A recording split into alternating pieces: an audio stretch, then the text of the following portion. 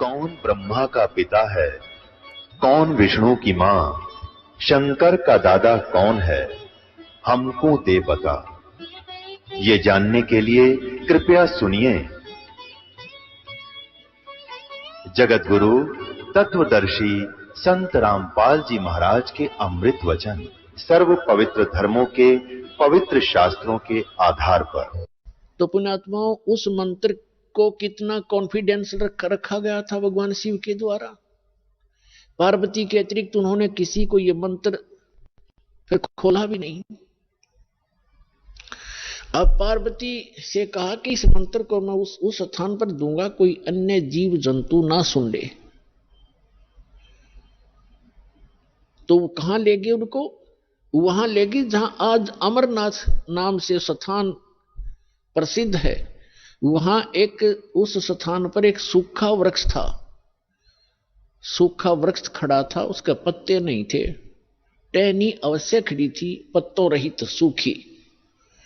और उसकी एक खोगड़ माने वृक्ष के अंदर एक उसके तने में एक सुराख बन जाता अपने आप ही कुदरती।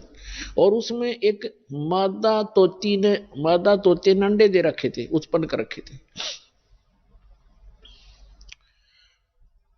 एक तोते के अंडे थे उसमें, क्योंकि अगर कोई हरे वृक्ष के नीचे बैठते हैं तो कोई ना कोई पक्षी भी आकर बैठ सकता था, दिखाई नहीं देता।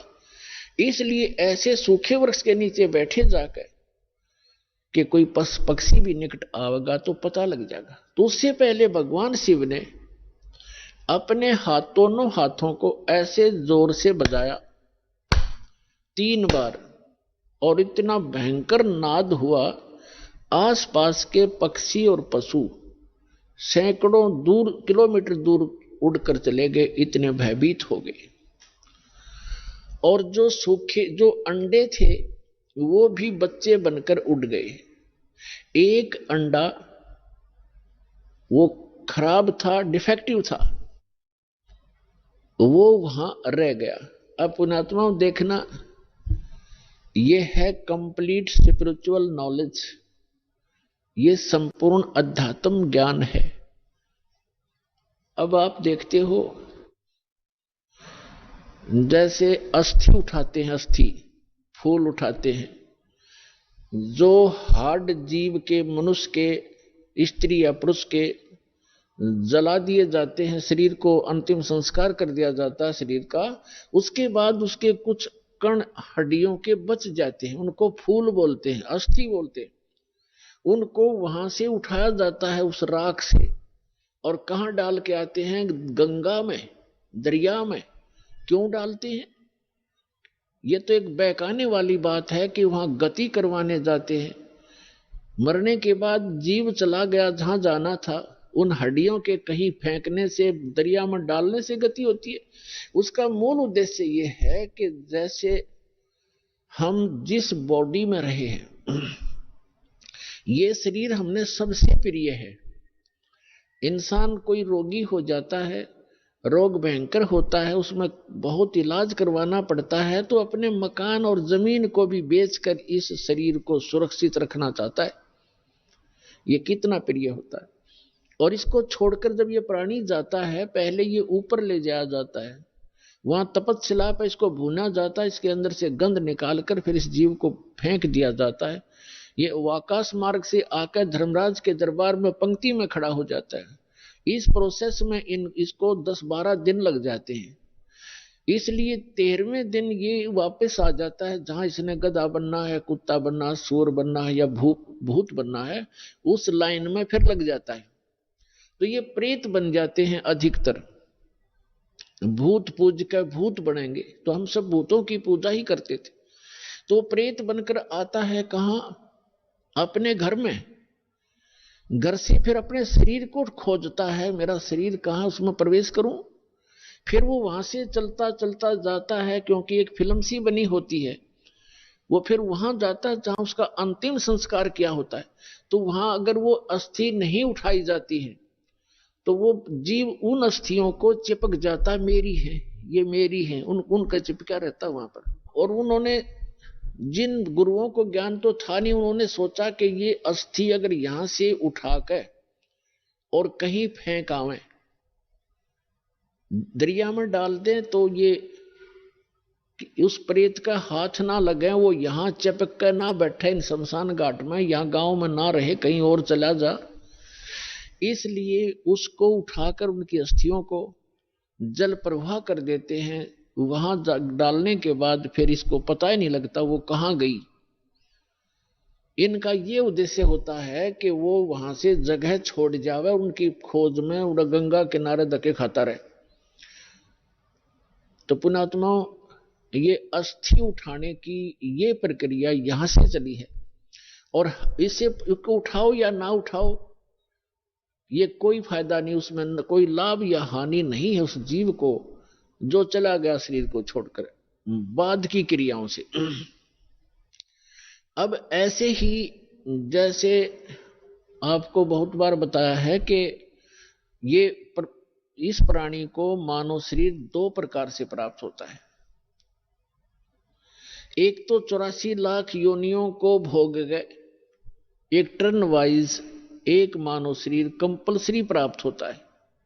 और दूसरे प्रकार का वो होता है जो शुभ संस्कारों से लगातार भी कई मनुष्य जीवन आपके पूर्व जन्म के पुण्य संस्कारों से हो जाते हैं। तो एक सुखदेव नाम के ऋषि हुए, फिर वो बाद में उनकी आत्मा 84 लाख योनियों को भोगती भोगती, और तोते के का संस्कार था उसका। अब तोते में उसका इतना ही संस्कार था कि उस गंदे अंडे में ही उसकी वो अंडा उसके निमित्त था वो अंडा। जैसे गर्भ में ही कई बच्चे मर जाते हैं, तो उनका उतना ही संस्कार होता है उस मनुष्य जीवन का। तो वो पूरा कर लिया उसने, एक मनुष्य जीवन, गर्भ में मर जाना, बाहर आते ही मर जाना, इस तरह। अब उसका संस्कार था इतना ही कि उस अंडे में उसकी आत्मा आई और अंडा गंदा हो गया। अब उसके बाद भी वो उसका चिपका रहा कि मेरा है, वो आत्मा वही रही। और बाकी अंडे जो स्वस्थ थे, भगवान शिव की अपनी जो धारणा से कि आसपास कोई अंडा हो वो भी स्वस्थ हो जाए, तो वो उस ताड़ी बजाने से अंडे बच्चे बनकर और पक्षी बनकर उड़ गए। अब वो संस्कार था उसका ऐसा ही निर्धारित था कि वहां भगवान शिव कथा सुनावेगा पार्वती को, और उसके संस्कार से फिर वो परमात्मा, क्योंकि कोई भी ज्ञान उपदेश दिया जाता है पहले सत्संग किया जाता है। तो भगवान शिव ने पार्वती को पहले उस अमर परमात्मा की कथा सुनाई कि कोई ऐसी शक्ति है, इनको वैसे ज्ञान नहीं, लेकिन वेदों से जैसा इनको ज्ञान प्राप्त हुआ तो ये बता रहे थे कि पार्वती उस परमात्मा की भक्ति करनी चाहिए, उस भगवान की भक्ति से जीव का मोक्ष होता है। और मानव शरीर, इन देवताओं को भी ये मानव शरीर माना जाता है, और मानव शरीर ये भगवान की साधना उपासना के लिए ही प्राप्त होता है। और फिर वो बताने लगे कि ध्यान लगाओ, मैं बताता जाता हूं, जहां टारगेट मैं आपको बताऊं आपकी सुरती वहीं पहुंचे। क्या बताया कि मूल कमल जो गुदा के पास है, रीढ़ की हड्डी के अंदर की तरफ, उसमें गणेश जी का वास है और उसका किलियम जाप है। और ऐसे इसको ऐसे ऐसे बोल है। फिर बताया कि उससे 2 उंगल ऊपर सावित्री और ब्रह्मा जी का कमल है, उसका ये मंत्र है। फिर बताया शरीर के इसके ऊपर नाभि कमल है, उसमें विष्णु और लक्ष्मी का वास है, और वहां पर ये मंत्र है जो आपको दिए जाते हैं, इनको जाप करो। उसके बाद फिर हृदय कमल है, उसमें महादेव और पार्वती का स्थान है। अपनात्माओं, ये लीला आपको बहुत देर से समझ में आओगा। ये ज्ञान आपको पहले भी बताया है कि ये काल क्या लीला करता है। ये एक ब्रह्मांड के सर्वोपरि शिखर में, चोटी में, वहां 3 स्थान बनाकर रहता है, और वहां 3 ही रूप धारण कर लेता है। और वहां इस दुर्गा के ये 3 ही रूप बनाकर अपने साथ रखता है। जैसे एक रजोगुण प्रधान अक्षेत्र है, उसमें स्वयं ये चतुर्मुखी रूप धारण करके और लक्ष्मी को पार्वती रूप बना, सावित्री रूप बनाकर अपने साथ रखता है। एक सतोगुण प्रधान क्षेत्र है, उसमें ये स्वयं विष्णु रूप धारण कर लेता है और लक्ष्मी को और उसको दुर्गा को लक्ष्मी रूप में रखता है। और तीसरा वहां पर एक तमोगुण प्रधान क्षेत्र है, उसमें ये स्वयं अपना शिव रूप धारण करके, जैसा शिव आप देखते हो, और उसके 5 मुख हैं, उसके शिव के भी 5 मुख हैं। वहां पर जब ये बनाता है वो 2-1 भी रख लेता है, ऐसा इसकी लीला है। तो वह 10-10 भी मुख बना सकता है ये, वहां 10-1000 तक ये मुख बना सकता है ये काल। तो वहां ये शिव रूप में रहता है और दुर्गा को पार्वती रूप में रखता है। तो जो हमारे कमलों के अंदर जो हमने जो दिखाई देंगे देवता, वो वही उसी का रिफ्लेक्शन दिखता है। और वहां के इन स्थानों के इंचार्ज ये इनके पुत्र होते हैं, जहां इनके कार्यालय हैं, जैसे शिवपुरी है, विष्णुपुरी है, ब्रह्मापुरी है, ये अलग है। और वहां पर रिफ्लेक्शन उसका ही आता है। और वहां जो जीव इस मंत्र का की साधना करते हैं, उनकी साधना का अकाउंट ये इसके पुत्र रखते हैं। जैसे हम ब्रह्मा जी और सावित्री का जाप करते हैं, तो वो अकाउंट इनके पास जाएगा, अकाउंट यही रखेंगे ये ब्रह्मा विष्णु महेश ही अलग से। तो पुण्यात्माओं, ये पीएचडी का मार्ग है, धीरे धीरे आपको समझ में आएगा। तो यहाँ शिव बता रहा है कि हृदय कमल में शिव और पार्वती का स्थान है, इसके ऐसे 12 पंखड़ियां हैं, इसका ये मंत्र है। फिर कंठ कमल में देख, ये दुर्गा का स्थान है और इसमें इतने कमल हैं, 16 कमल, 16 पंखड़ी हैं और इसका ये मंत्र है। तो ऐसे जब वो जाप करती हुई जा रही थी, फिर कहा कि त्रिकुटी में की तरफ चलो पार्वती। अब जो ही वो ऊपर को उठी, यहां से समाधिस्थ हो गई वो, क्योंकि पुण्यात्माएं जो होती हैं उनका शरीर एक बहुत कोमल होता है, उनमें इतने विकार नहीं होते जैसे हम कलयुग में आ गए। सतयुग में क्या था, सतयुग में प्रत्येक व्यक्ति कोई भी था, जन साधारण भी और ब्राह्मण गुरु भी, उनकी समाधि तुरंत लग जाया करती थी, क्योंकि शरीर इतना पिछले पुनः संस्कारों से इतना कोमल होता था, इतना स्वच्छ होता था, अंदर से सब नसें सब वो उनका साफ होता था, बहुत आसानी से समाधि लग जाती थी। तो ऐसी वो देव स्वरूप शरीर था पार्वती का, तो स्वयं उनका एकदम समाधि लग गई। वो अंदर सुरती उसकी कमलों में चली गई और उन कमलों में घुसकर वो नजारा देखने लगी। अब जैसे पुण्यात्माओं, आप सिनेमा देखने जाते थे पहले, अब तो नहीं देखेंगे हम, पहले सिनेमा देखने जाते थे 3 घंटे, 3 घंटे का न्यू पता नहीं चला था किस में गए, क्योंकि कभी कुछ देख रहे हैं, कभी कुछ देख रहे हैं, कभी कुछ देख रहे हैं। 1 सेकंड में वो होया पावा था, खत्म होगी भाई। और बस स्टैंड पे बस की इंतजार कर ले, 10 मिनट में 20 बार उठेगा, 10 बार बैठेगा, आई किसी आई। तो इस तरह हम जो समाधिस्थ ऋषि होते थे, इनकी काल रोल मारा करता, इन्हें मूर्ख बनाया करता। जैसे किसी भी एक कमल में ये प्रवेश कर गए, एक कमल जैसे टीवी चैनल में कोई चैनल ऑन कर लिया और उसमें जो भी नजारे हैं वो यहां से बिल्कुल हटकर हैं, और वो ऐसे दृश्य हैं यो मन देखता देखता दंग रह जाता है, इसको पता नहीं चलता कितना समय बीत गया। तो इस प्रकार वो काफी समय तक ये नजारे देखा करते, मोक्ष नहीं हुआ इनका। तो जो दास आपको कंसेप्ट क्लियर करने जा रहा है, इस प्रकार पार्वती का कोई चैनल ऑन हो गया और उस चैनल में वह घुस गई, लागी सिनेमा देखने। अब जब सुरती चली जाती है दूर, तो आभास शरीर को नहीं होता। जैसे हमने कई बार देखा कि बातें कर रहे होते हैं बस स्टैंड पर, और कुछ जो हमें नहीं जरूरत जिन व्हीकलों की, जैसे हम इंतजार कर रहे हैं बस की, अरे कोई ट्रक आ गया और उसके हमारे पास से गुजर गया हॉर्न देता हुआ, हमें पता भी नहीं वो हॉर्न कब देकर बजा के चला गया। हम इतने उन बातों में मगन हो गए, इतनी सुरती हमारी वहां से हट गई।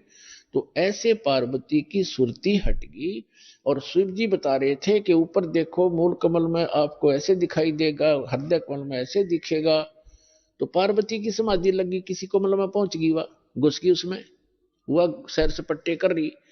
उधर से वो गंदा अंडा जो था तोते का, वो स्वस्थ हो गया भगवान की चर्चा सुन के। और एक महापुरुष के मुख से वो जल्दी असर करती है। तो उसी समय वो स्वस्थ होकर अंडे से बाहर निकलकर बच्चा भी बन गया तोते का। और वो तोता फिर भगवान शिव बता रहे हैं कि ये मंत्र जाप करो, इसको ऐसे ऐसे जाप करो, किलियम जपो गौरा, सुन मंडल में पहुंचा बोरा। इस पर काफी लंबा प्रकरण है, फिर बताएंगे। और ऐसे हरियम हरियम जपो, तो सारा बता रहा था। तो वो बता रहा था, पहले तो पार्वती कह रही थी हाँ ऐसा ऐसा है, हाँ जी हाँ जी। तो फिर तोता लग गया कहने हाँ जी। अब पार्वती तो समाधिस्थ, भगवान शिव ने अला के देखा हुआ तो समाधिस्थ हो रही है, और हाँ जी की आवाज कहां से आ रही है। तो जब उसने देखा कि अवश्य यहां कोई व्यक्ति है, इधर उधर देखा तो तोते ने सोचा है भी शिव जी पकड़ेगा, तेरी टिटवी दाबेगा। अब वो उड़ लिया, तोता वहां से उड़ लिया फर्र दे ही करके। अब शिव जी ने देखा कि इसने मेरा मंत्र प्राप्त कर लिया, और तोता बड़ा बदमाश होता है, यो किताब बोल लेगा इसने। और ये ऐसे बताने से किसी व्यक्ति के हाथ लग गया। जैसे ये राक्षस क्यों बन गए, जो साधना करते थे मर्यादा तोड़ गए, सब विकार करने लगे, और उस भक्ति की से उसमें सिद्धियां उतनी ही आ गई जो देवताओं में थी, लेकिन उनके कर्म बिगड़ गए, तो वो बराबर की शक्ति युक्त हो गए और दुखदाई एलिमेंट बन गए। इसलिए इन मंत्रों को अभी तक हम गुप्त रखते हैं कि एक आम, जो बगैर किसी अधिकारी के इसको दिया नहीं जा सकता, यह हानि कर सकता है, फिर आम समाज के लिए भी दुखदाई बन जाता है। तो ये कारण था कि जनसाधारण कहते हैं भाई ये मंत्रों को तुम्हारे गुरुजी गुप्त क्यों रखते हैं। अब उनको क्या पता, जगत को भगत की मर्यादाओं का ज्ञान नहीं होता, तो श्रेयाम सार्वजनिक क्यों नहीं करते, वो सबको क्यों नहीं बताते। कोई बात है, अब आपके पास 20 लाख रुपये है तो बांट देना सबको, खड़ा होगा गली में बांट दे, 10-10 रुपये, 100-100, 500, 1000-1000। जब तेनों कहेगा कौन से बेटे ने दूं, जब सा ठीक ठाक रखे, खराब ना करते। तो ये एक अनमोल धन है, ऐसे नहीं बांटा जाता। तो भगवान शिव पीछे पीछे और तोता आगे आगे, दोनों में सिद्धि, उस मंत्र से वो भी मंत्रित होकर के सिद्धि युक्त हो गया, और वो भाग लिया आगे। तोते का शरीर छोड़कर वेद व्यास की पत्नी ने जमाई ली, उसके माध्यम से वो सूक्ष्म रूप से गर्भ में पहुंच गया। और जब उनका मिलन हुआ पति पत्नी का, तो उस समय उसने उसमें बॉडी धारण कर ली वेद व्यास और उसकी पत्नी से, और गर्भ में रहा। तो भगवान शिव आए पीछे पीछे और कहा कि पार्वती, वो व्यास की पत्नी, तेरे पेट में मेरे ज्ञान का चोर है, मैं इसे मारूंगा।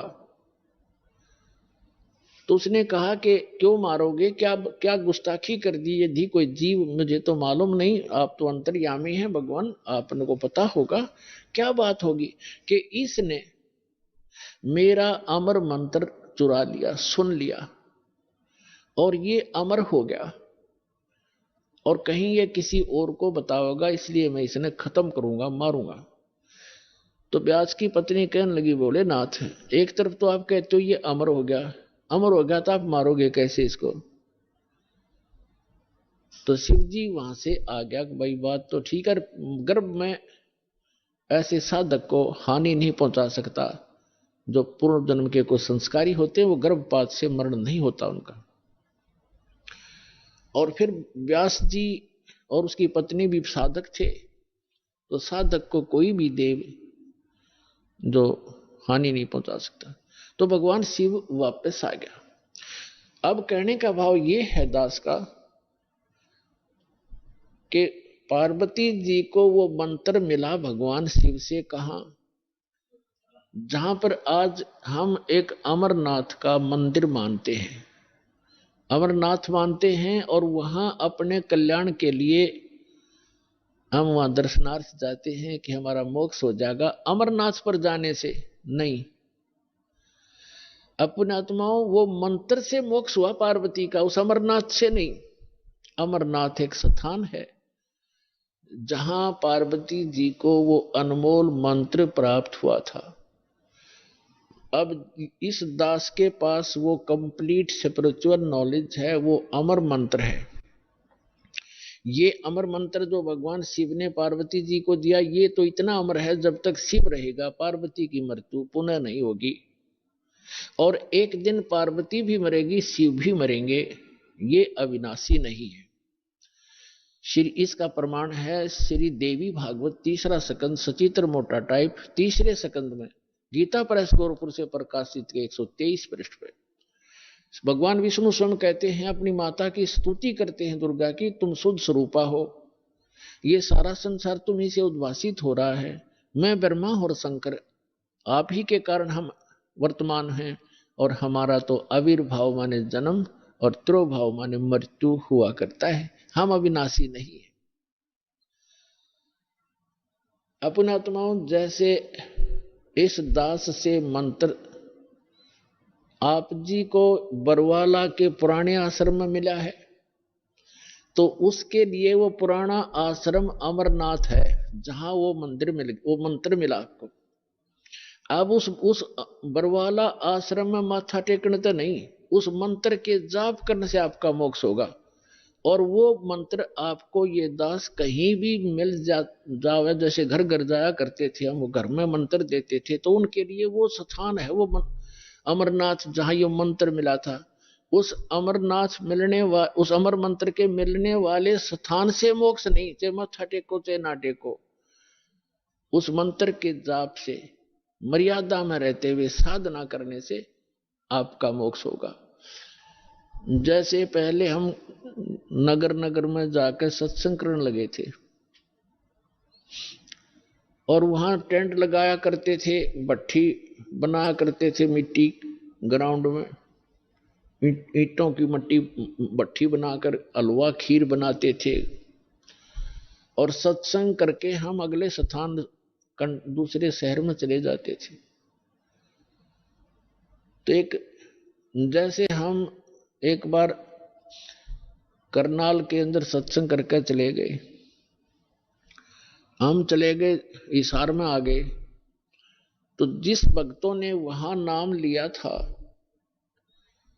तो उनके लिए वो करनाल का वो मैदान अमरनाथ है।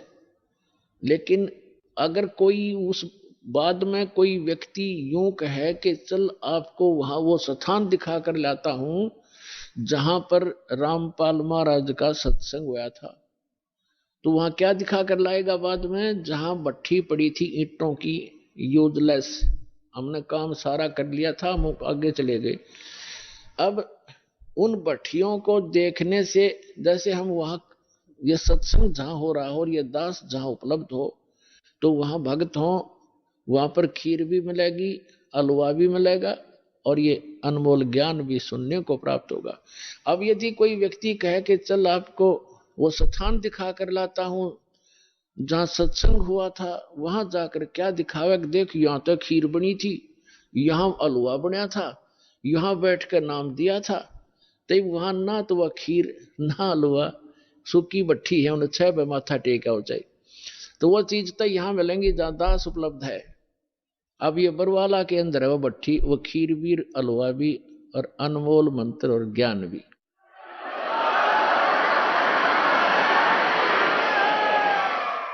इस प्रकार जितने भी हमारे ये तीर्थ हैं, ये पवित्र यादगारें तो हैं कि यहां ऐसी घटनाएं घटी थी, ये केवल यादगार हैं, लेकिन वहां जाने से जीव को पाप के अतिरिक्त कुछ नहीं मिलेगा। एक समय जैसे परमात्मा की लीला में लिखा हुआ है कि वो सतलोक से चलकर आते हैं, वो 3 प्रकार की स्थिति से हमारा धारण पोषण करते हैं, 3 प्रकार के शरीर से। एक शरीर से तो सतलोक में स्थायी रहते हैं, उनके एक रोमकूप में करोड़ सूर्य करोड़ चंद्रमा मिला दे इतनी रोशनी होती है, और दूसरा वो करते हैं लीला, जैसे प्रत्येक युग में एक शिशु रूप धारण करके एक लीला करते हैं, उनको निसंतान दंपति उठा ले जाते हैं, धीरे धीरे बड़े होते हैं और जो वो क्रियाएं कर रहे होते हैं माता पिता, वही क्रिया करते हुए एक जन साधारण जैसा जीवन जीकर वो परम पिता दिखाते हैं। ऐसी लीला किया करते हैं। और दूसरी प्रकार की सतिथि में वो कभी भी कहीं पर भी आकर के साधु रूप में प्रकट हो जाते हैं, अच्छी आत्माओं को मिलते हैं, उनको ज्ञान देते हैं, उनको अपने से परिचित कराते हैं, जो भटक रही होती है उनकी प्यारी आत्मा। ऐसे ही एक धर्मदास नाम के महापुरुष वैश्य थे, बनिए थे, और वैष्णु साधु से दीक्षित थे, विष्णु जी के पुजारी थे, विष्णु जी को इष्ट मानते थे, साथ में शंकर भगवान की भी पूजा करते थे। जैसे भी हमारे धर्म गुरुओं ने हमारे को जो ज्ञान दे रखा है, हम वैसे ही वो लगा हुआ था। और रूपदास नाम के एक वैष्णव संत से दीक्षित थे। अब उस रूपदास जी ने जैसा भी उस प्यारी आत्मा को गाइड किया, वो उसी तरह समर्पित था। उसने बता रखा था रूपदास जी ने कि 68 तीर्थ करने चाहिए, अमरनाथ चारों धामों को भी अवश्य वहां जाना चाहिए, एकादशी का व्रत करो, हरे राम हरे कृष्ण और भोलेनाथ शंकर भगवान का इसका जाप करो, ओम नमः शिवाय आदि। तो ये मंत्र जाप करता था। और तीर्थ भ्रमण के लिए वो चले वहां से। जब भगवान उनको मिले उस समय लगभग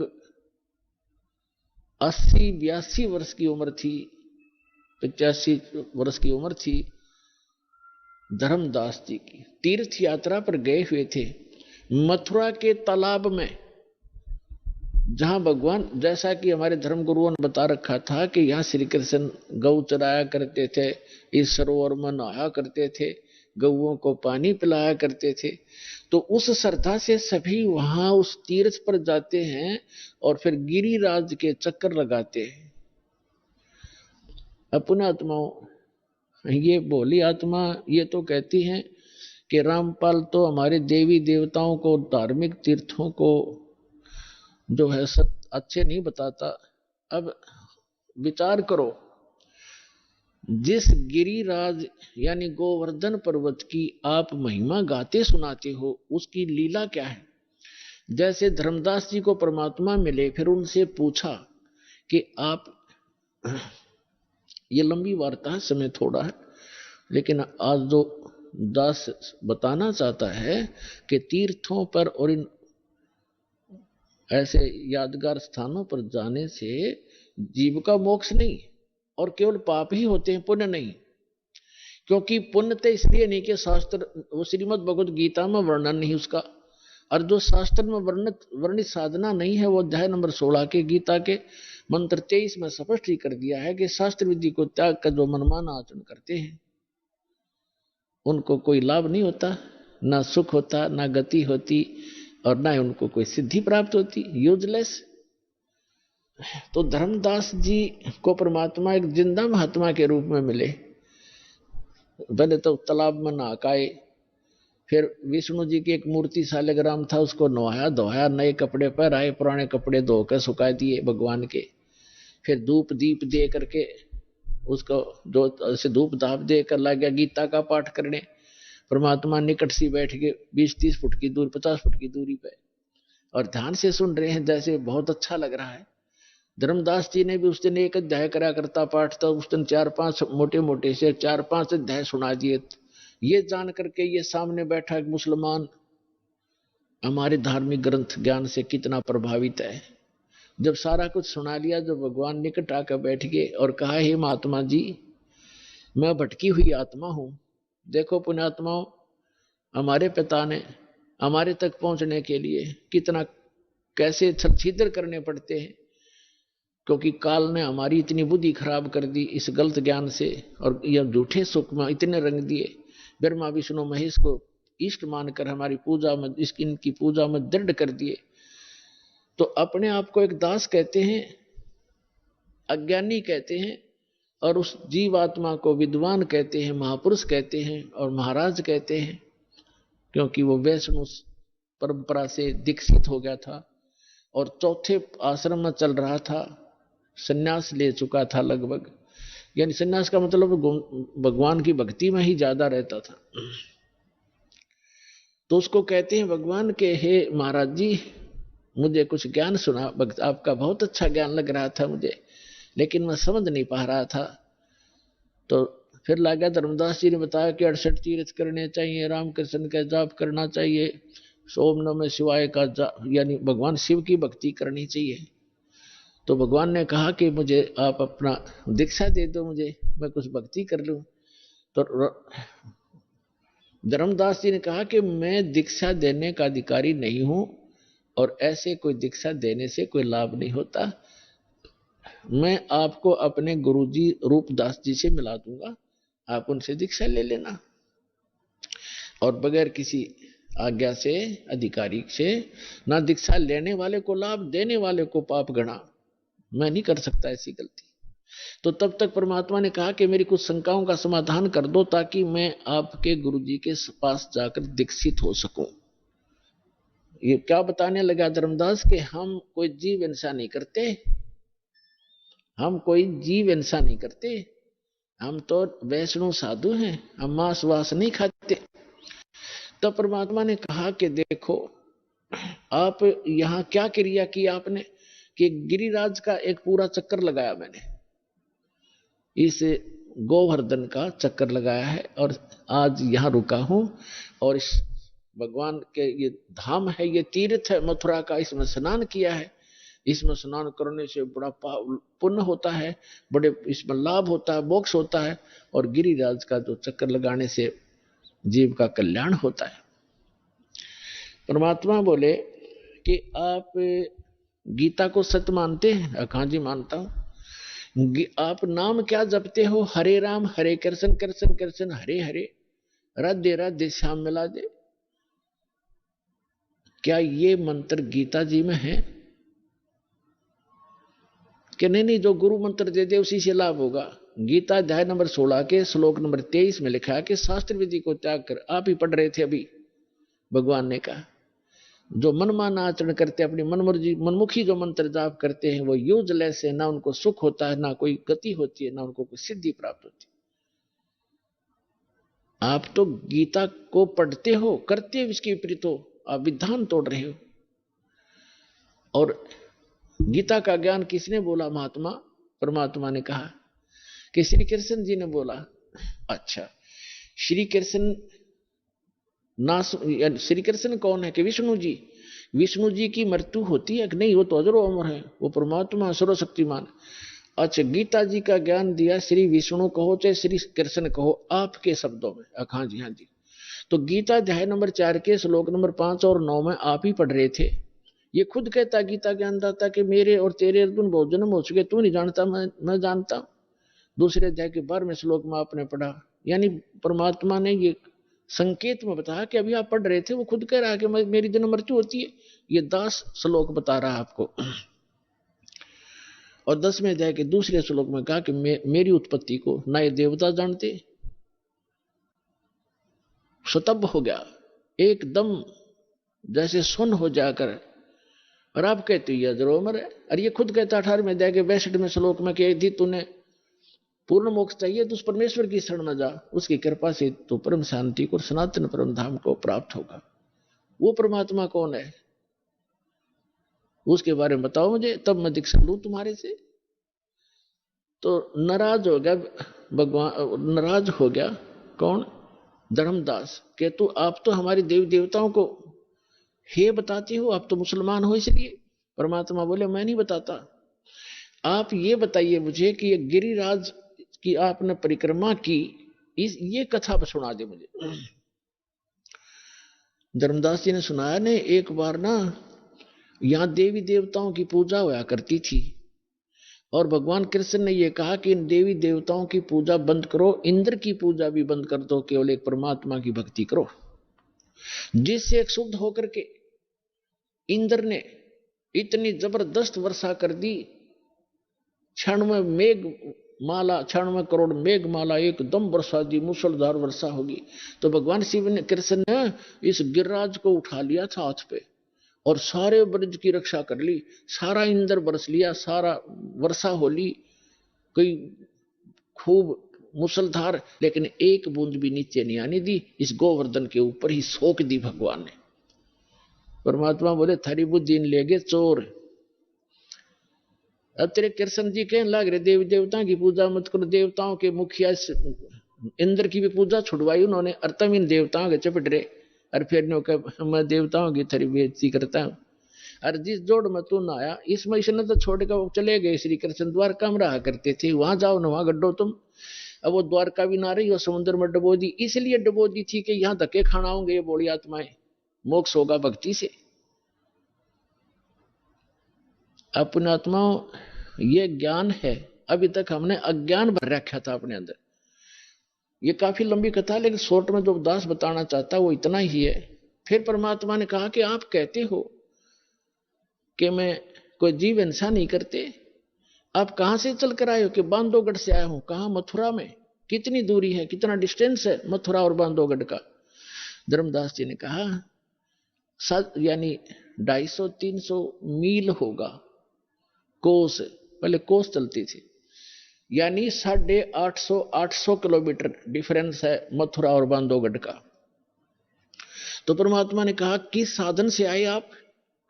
धर्मदास जी ने कहा मैं पैदल आया हूं महात्मा भाई, पैदल आया हूं जिंदा महात्मा जी, मैं पैदल आया हूं। तो परमात्मा ने कहा वहां से लेकर इस मथुरा तक आपने कितने जीव मार दिए, गिनती नहीं हो।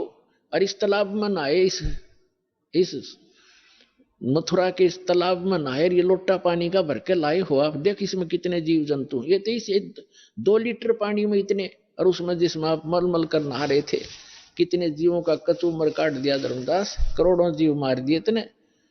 और इंतजार तुम कहते हो मोक्ष होगा, तुम तो पाप के भागी होगे। पृथ्वी ऊपर पग जो धारे है, करोड़ जीव एक दिन में मारे। कहते सत्य ब्राह्मण की है हत्या, जो चौका तुम देवो नित्या। ब्राह्मण संस हत्या जो होई, जल स्नान करत हो सोई। अब जैसे आपके शास्त्रों में कहा है कि ब्रह्म हत्या का पाप बहुत भारी होता है, जीव हिंसा ब्रह्म, और जैसे जीव हिंसा ब्रह्म का होता है, वैसे भक्त को मारा जाए और जीव हिंसा होती है। तो कहते एक जो तुम ये खाना बनाने से पहले मिट्टी और गोबर से वो स्थान लीपा जाता था, और कहते हैं आपने जो ये चौका लीपा है जहां रोटी बनानी थी, इतने पोर्शन में 1000 करोड़ जीव मार दिए। कहते हैं कि पृथ्वी ऊपर पग जो धारे, करोड़ जीव एक दिन में मारे। जैसे आप सारा दिन घूमते फिरते हो, एक दिन में आप करोड़ों जीवों को मार डालते हो।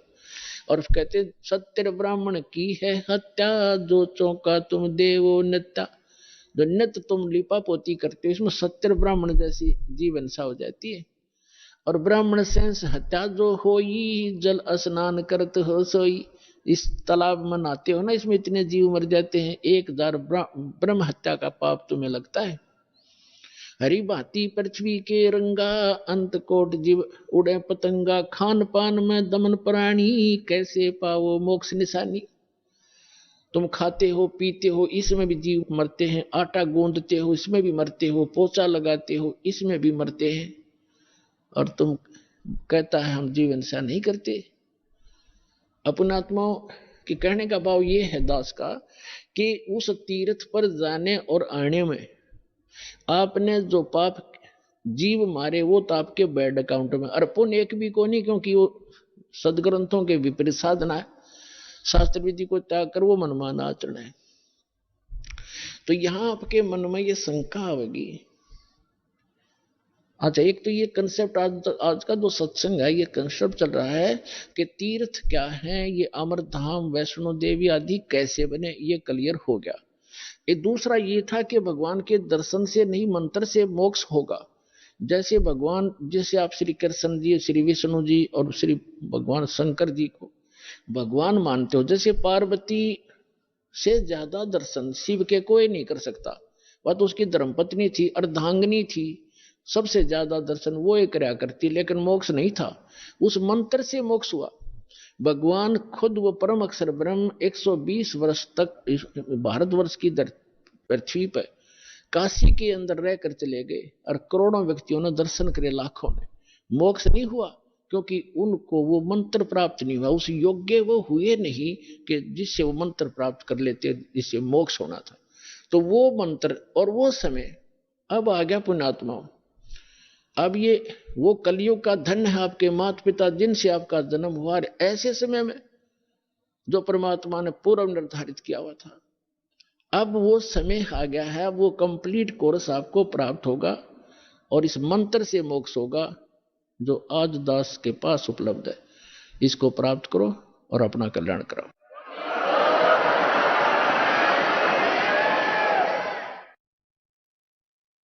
परम पिता परमात्मा पूर्ण ब्रह्म सारी सृष्टि के रचनहार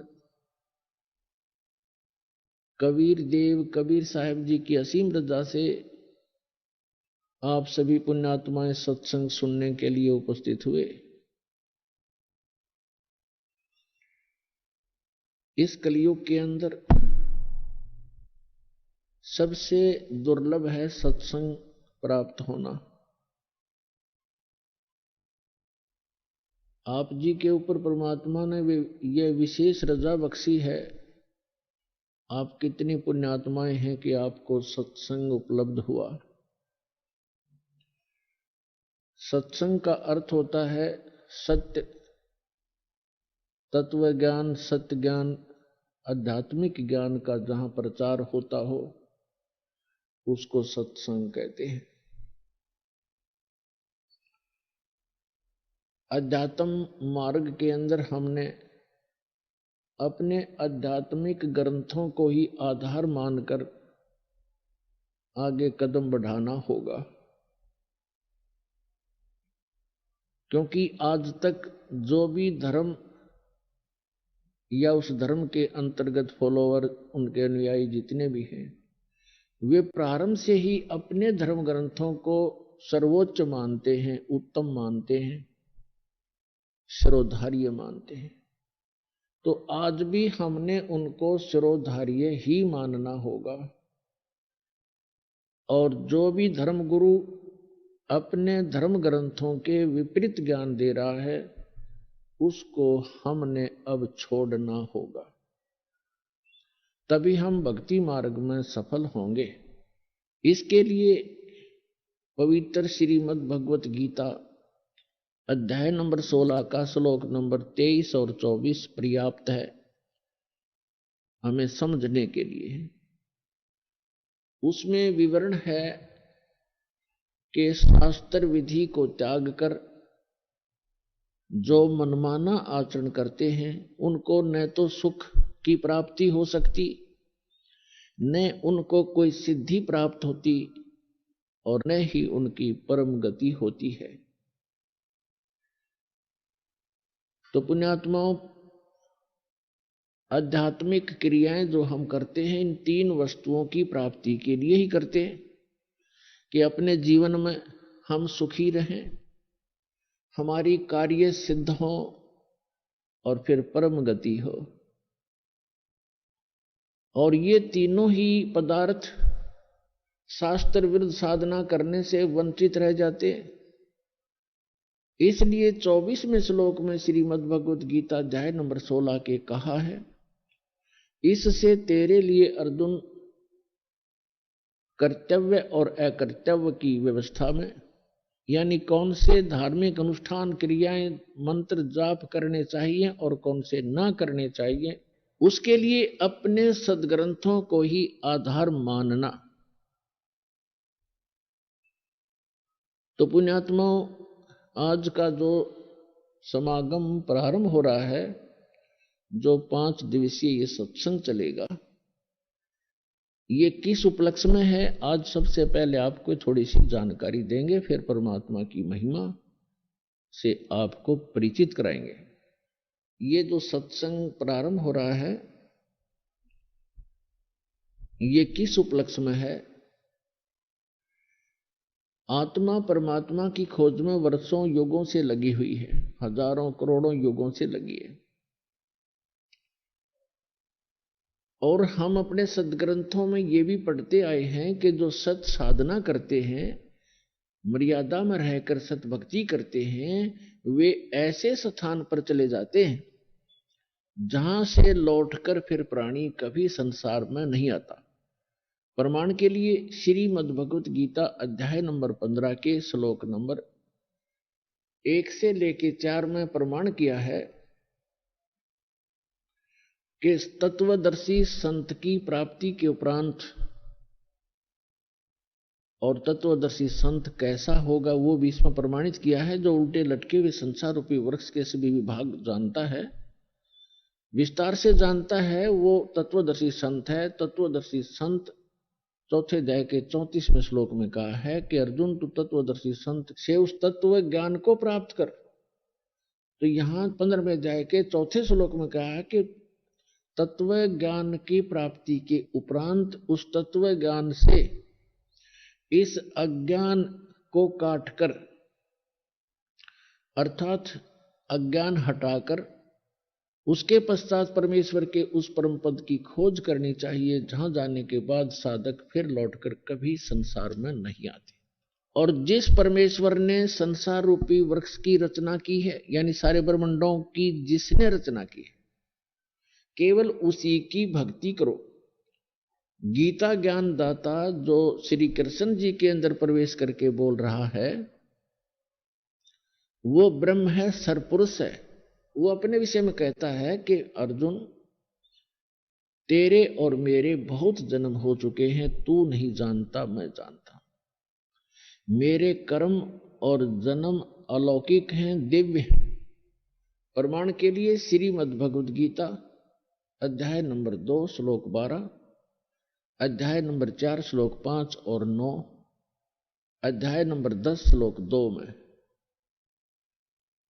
ये गीता ज्ञानदाता स्वयं कहता है कि मेरी भी जन्म मृत्यु होती है और मेरे उपासक की भी जन्म मृत्यु होती है और आपकी भी होती है। अभी तक जो हमारे धर्म गुरु श्री कृष्ण जी की पूजा का हमें विधान बताते थे, यदि हम ये मानकर चलें कि श्रीमद् भगवद गीता का ज्ञान श्री कृष्ण जी बोल रहे हैं, वैसे तो सच्चाई आपको बताई दी दास ने। श्री कृष्ण जी के अंदर ये सरपुरुष यानी काल ज्योत स्वरूपी निरंजन, जिसे योगी लोग ब्रह्म कहते हैं, ऋषि लोग जिसे ब्रह्म कहा करते हैं, वो बोल रहा है। और वो 21 ब्रह्मांड का स्वामी है। आइए अब हम उन श्रद्धालुओं के अनुभव जानते हैं जो जगत गुरु तत्वदर्शी संत रामपाल जी महाराज जी से दीक्षा प्राप्त कर चुके हैं तथा उनके द्वारा बताए गए भक्ति मार्ग पर चल रहे हैं। नमस्कार जी। नमस्कार जी। क्या नाम है माता जी आपका? ओम पतिया जी। माता जी आप कहाँ से हैं? करनाल जिला जी। माता जी, संत रामपाल जी महाराज से नाम दीक्षा आपने कब ली? 2016 जी। संत रामपाल जी महाराज से नाम दीक्षा लेने से पहले क्या आप कोई भक्ति साधना भी करती थी? करते थे जी, ये देवी देवताओं की पूजा करते थे जी। इनकी करते करते जी मैं बहुत भी बीमार हो गई जी। देवी की पूजा करे करूँ थी मैं, सब में ज्यादा वैष्णो न मानने करूँ थी जी। वैष्णो न मानती मानती जी वैष्णो पे भी गई जी, उसकी फोटो भी ले आई, उसकी मैंने जोत भी जगाई, दिन रात जोत कया माता जी ने दिन रात जोत जगाओ, मैंने वह भी जोत भी जगाई।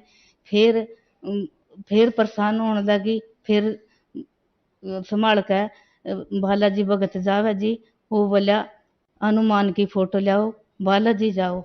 बालाजी भगत के उसके साथ वो हमने ले गया साथ, तो मैं बालाजी भी गई, बालाजी की भी फोटो भी ले आई और मैं उसको वो बोला होमन करावांगे घर में थारे, जब थारे शांति आवेगी।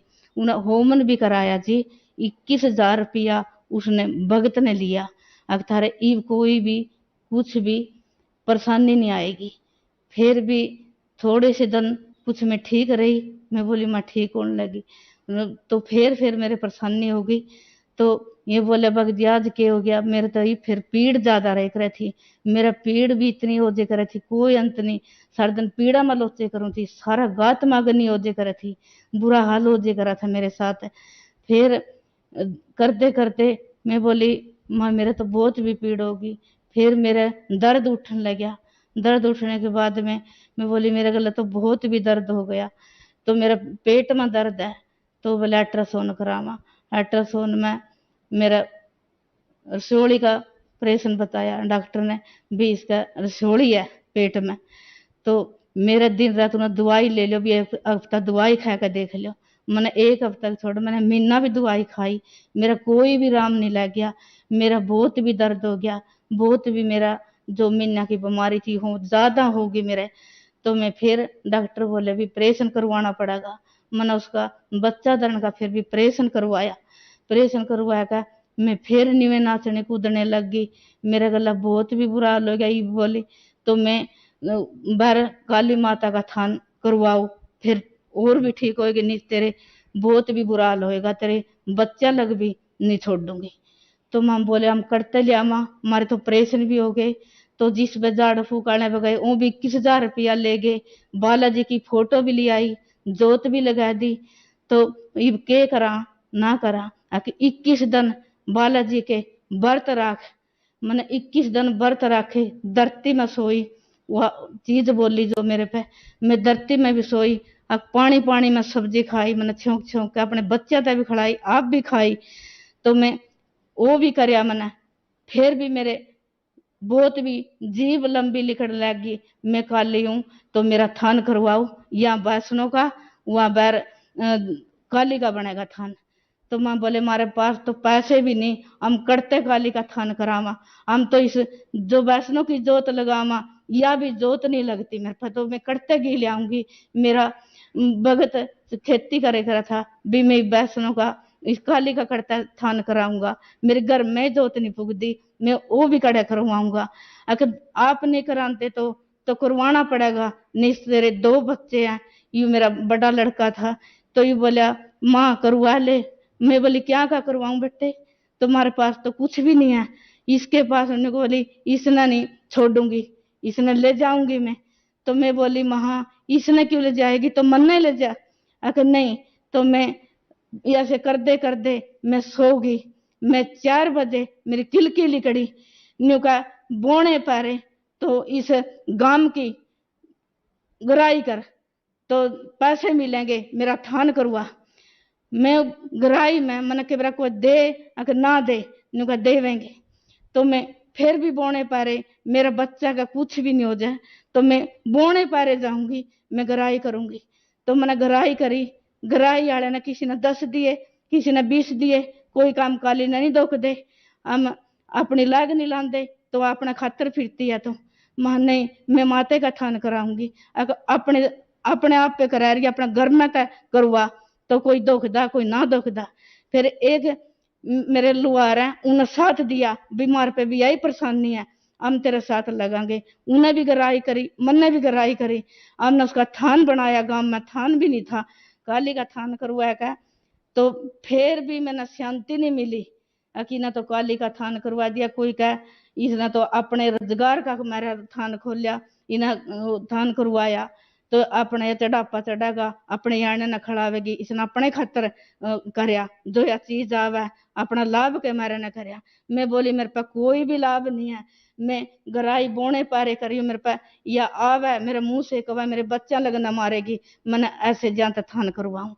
तो किसी ने दिया किसी ने दिया, ना दिया भगत जी मैंने 40,000 की गराई करी, और भगत ने जो भी कोई बच्चा नहीं ब्याह रखा था मैंने, फिर भी जो भी मर्दा न पड़दा न, एक मिस्त्री और था और अलिया साथ में, अब चलो छेड़ा तो छेड़ लिया, चलो इसका करवाए दे, तो मेरा भी परेशानी है। तो वो गला लग गया, उन्हें मिस्त्री ने थान करे उसका, भाई थान के पैसे नहीं लगेंगे, मैं ला दूंगा गला साथ दे दूंगा। उन्हें मेरा साथ दिया, उन्हें थान करवाया। थान करवाने के बाद भी फिर भी मेरे पास यही परेशानी रही।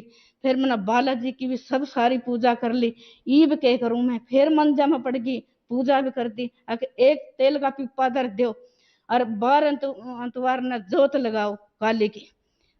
तो मैं बोली, तो मैंने इब तो कहा थान कर दे, इब तेल का पीपा भी धर दिया। तो नहाने का मंगलवार ने और बार न जोत लगाए दे करो, वो भी करया। भगत बोला मैं कर दे करूंगा या घर में करे। 5 बजे मंदिर में चाले करूं थी, मंदिर की पूजा करके आंदी, फिर घर की कर दी, घर की करके फिर काली के मंदिर में बैठ जे करूं थी। घर में कोई भी कुछ नहीं देखूं थी, मेरा के हो रहा के ना हो रहा। मेरा लड़की थी, एक बहू थी, वह ब्याने के बाद वो ही कर दी। वो बोली मम्मी तो कदर रसोई में भी नहीं बढ़ती, कदर रसोई में देखती, बारों बार फिर आया सारा दिन, और फिर भी हाय हाय हाय करती रहा, फिर भी राम नहीं है। तो मेरी बहू भी बच्चे हुए, उसके भी बहुत परेशानी तो हुए हैं, उसका भी बहुत पेटा में नशा में टिक्के लाग गए। तो माम बहुत भी, एक चंडीगढ़ मेरा पोता आया जाएगा, उससे हमारी रकम लागी, फिर हमारी पोती हुई, उसके भी हमारी 8वाई हुई, हमारा कोई भी लाभ नहीं मिला माने। माताजी, आपके बताए अनुसार आप पर दुखों का पहाड़ टूट गया था, तो फिर आप संत रामपाल जी महाराज की शरण में कैसे आईं? काला भगत है जी, उसने कहा भाभी मैं कितना परेशान था, मैं तेरे जैसा परेशान था। मेरे सब घर में देख मेरे कैसे भी के हालत हो रही थी, तो डेरे पर नहीं गई, कदे बच्चे तो गए हैं, बच्चा ना पूछ कर देखो मेरे गले के हाल होए, मेरे गले खान के दाने भी नहीं रहे थे, मेरा घर में के मेरा सड़ियांद उठ गई थी मेरे घर में। ये बच्चा ना देखो जाकर मेरे डेरे पर कैसे भी के काम हो रहे हैं। बच्चे बोले माँ बहुत भी कुछ चाचा का सुधार हो गया, घर में भी बहुत अच्छे कमरे सुतरे एन पड़ गए, भगतों से बात करा, सब भगत जोड़ने लग रहा। तो मैं बोली भी चलो, तो उसका सुधार हो गया तो मने भी ले चलो। मेरे गले भी बहुत बुरा हाल हो रहा भाई, मैं भी नाम दुआ दो मेरे को भी। संत रामपाल जी महाराज से नाम दीक्षा लेकर गए जी। माताजी, संत रामपाल जी महाराज से नाम दीक्षा लेने के बाद आपको क्या लाभ प्राप्त हुए? हाँ जी, तो मेरी जो चर्चा जोत जगह करें थी वो छूट गई जी। मैं बहुत भी पागल हो रही थी, बहुत भी दुखा के पहाड़ टूट गए थे मेरे ऊपर, मेरा घर भी लुट गया था जी। मेरे कोई भी परेशान, कोई भी, मैं 10 रुपया का भी मेरे पास कोई भी कुछ नहीं रहा था। तो मैं संत गुरु रामपाल जी महाराज से नाम दीक्षा ली, तो उसने मेरे एक जोत परमात्मा की लगाई। मैं फिर भी डरती, कदे वह मेरे पैक है वह चीज कदे थाड़ फाड़ नहीं कर दे। मैं ऐसे ऐसे देखती रही, तो मेरे पे वह चीज मन जोत लांदे नाम लेंदे दीक्षा, मेरे पे कोई भी परमात्मा की कोई भी इसी रजा हुई, वह कोई भी वह चीज मेरे दौरे भी नहीं आई। ऐसे मैंने लाभ मिले, मैं बहुत भी तंग हो रही थी। इतने इतने में जोत कड़ी कड़ी में 5-5 जोत मेरे घर में लागे करें थी। तो मैंने इतने इतने थान करवाए, मैंने कड़ी लाभ नहीं मिला। मैं खाट में पड़ी रह करूं थी। आज मैं सब कुछ, मैं सारा काम करूं, सब मैं सारा दिन धंधा भी कर रही हूँ, मैं आज बोल भी रही हूँ, मेरा कोई भी दुख का भी कोई भी कुछ नहीं है। मैं अच्छे, मेरे घर में रोजगार हो गया, दूध हो गया, जड़ा मेरी मैच नहीं बीके करें थी, रामपाल जी का नाम लिया पीछे परमात्मा को, मेरी 80,000 की मैच बिकी जी। मेरी 80,000 की मैच बिकी, मैंने उसके नाम दीक्षा लिया था। तो मेरे घर में सारा दिन कलेश रेख रहा था, उसकी नाम दीक्षा लिया पीछे मेरा कोई भी घर में कलेश नहीं रहा। मेरे प्यार से बच्चे रमे, आंख मुंह से रमे, सर्दन आसा बोला, तो कोई भी हमारा लड़ाई दंगा कोई कुछ भी नहीं रहा थी। मैं तो यही कहना चाहूँ जी, जिस तरह मैं परेशान हो रही थी, मैं कड़ी कड़ी दीवे जोत लांदी फिरूं थी, जो बहन ला रही है, तो ये कोई बालाजी जा रही है, कोई पहाड़ों पर जा रही है, बहन मैं तो हाथ जोड़ कर कह रही हूँ, मैं अपनी बीती बता रही हूँ, जैसी मैं परेशान थी, तो गुरु रामपाल जी महाराज का नाम ले, बहुत भी लाभ मिलेंगे।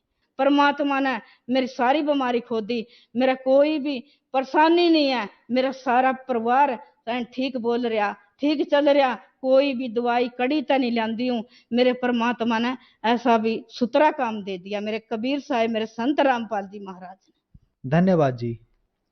सत साई।